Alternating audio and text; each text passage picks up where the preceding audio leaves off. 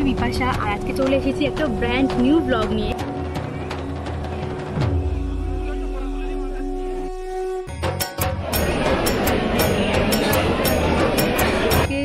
সাড়ে 3টের মতো তো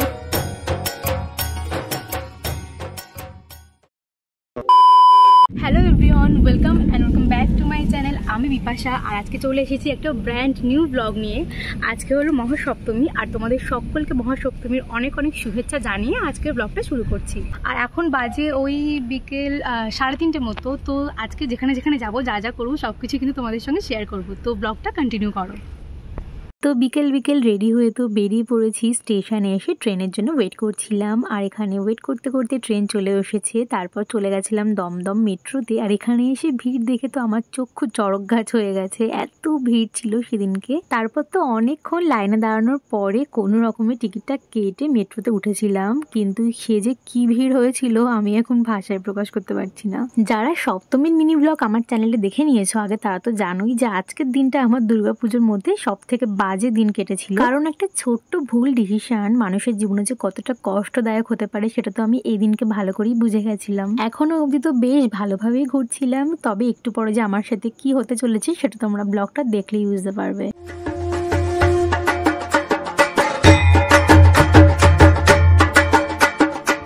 আজকে তো প্রথমেই এই প্যান্ডেলটা দেখলাম, দেখে বেরোনোর পর তো বেশ ভালোই লাগছিল, তবে বেশি একটু অন্ধকার ছিল আর কি। ফোনের ক্যামেরায় তেমন কিছুই বোঝা যাচ্ছিল না। পাশেই ছিল চেতলা অগ্রণী, ভাবলাম চেতলা অগ্রণীর ঠাকুরটা দেখে আসি, আর সেটাই সব থেকে বড় ভুল ডিসিশন ছিল। তবে প্রথমে সত্যি কথা বলতে একদমই বুঝতে পারিনি যে এরকম ভিড় হতে পারে। একটা ভালো প্যান্ডেল করলে মানুষজনের ভিড় তো হবেই, যেরকমটা আমার দেখার ইচ্ছে হয়েছে সেরকম তো বাকি মানুষদেরও হবে। কিন্তু ওনাদের মেনটেনেন্স একদমই ভালো ছিল না, একজনও ভলেন্টিয়ার পর্যন্ত ছিল না। সব ভলেন্টিয়ার মনে হয় প্যান্ডেলের মধ্যেই ছিল। 4 থেকে 5 ঘন্টারও বেশি লাইন দেওয়ার পরে একটা ঠাকুর দেখতে পেয়েছি। তাছাড়া শুধু যে ভিড় তাই নয়, মারামারি কুতোকুতি, খুব বাজে একটা অবস্থা হয়ে গেছিল ওখানে।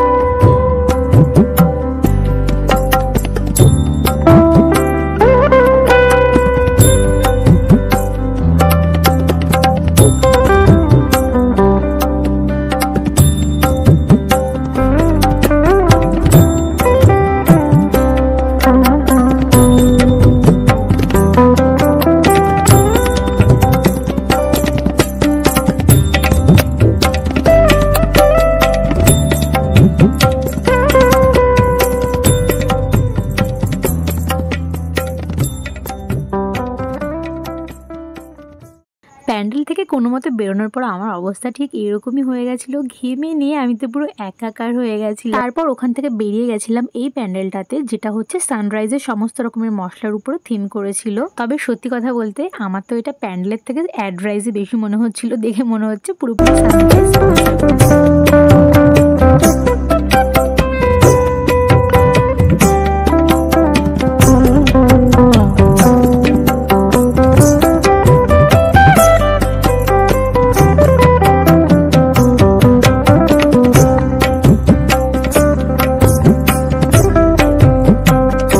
তারপর তো বেশ অনেকটাই রাত হয়ে গেছিল আর শরীরে একটু এনার্জি বেঁচে ছিল না, আর ভীষণ খিদেও পেয়ে গেছে, কারণ সন্ধ্যা থেকে তো কিছুই পেটে পড়েনি।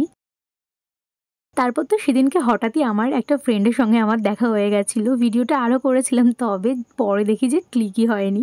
যাই হোক, এইটুকুই থাক স্মৃতির পাতায়। তারপর ওখান থেকে গেছিলাম লেক মলে। আমি যদি খুব ভুল না হয়ে থাকে তবে এটা লেক মলই বলে, আই থিঙ্ক, আমি সঠিকভাবে জানি না।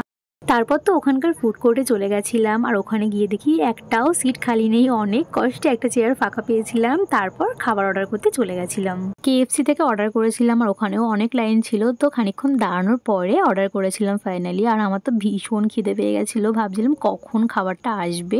আর এই যে কথা বলতে বলতে তো খাবার চলে এসেছে, চলো দেরি না করে তাড়াতাড়ি খাবারগুলো খেয়ে নিই, ভীষণই খিদে পেয়ে গেছিলো। তারপর ওখান থেকে খেয়ে আবার চলে গেছিলাম বার্গার কিংয়ে। এই যে বার্গার কিং থেকে যা যা অর্ডার করলাম, এবার এখানে বসে একটু খাবো। আজকের এই ব্লগটার মধ্যে যদি কিছু ভালো লেগে থাকে তবে কিন্তু অবশ্যই একটা লাইক করে দিও আর আমার চ্যানেলটাকে সাবস্ক্রাইব করতে ভুলো না। দেখা হচ্ছে অন্য কোনো ভিডিওতে, ততক্ষণ সবাই ভালো থেকো, সুস্থ থেকো, সাবধানে থেকো।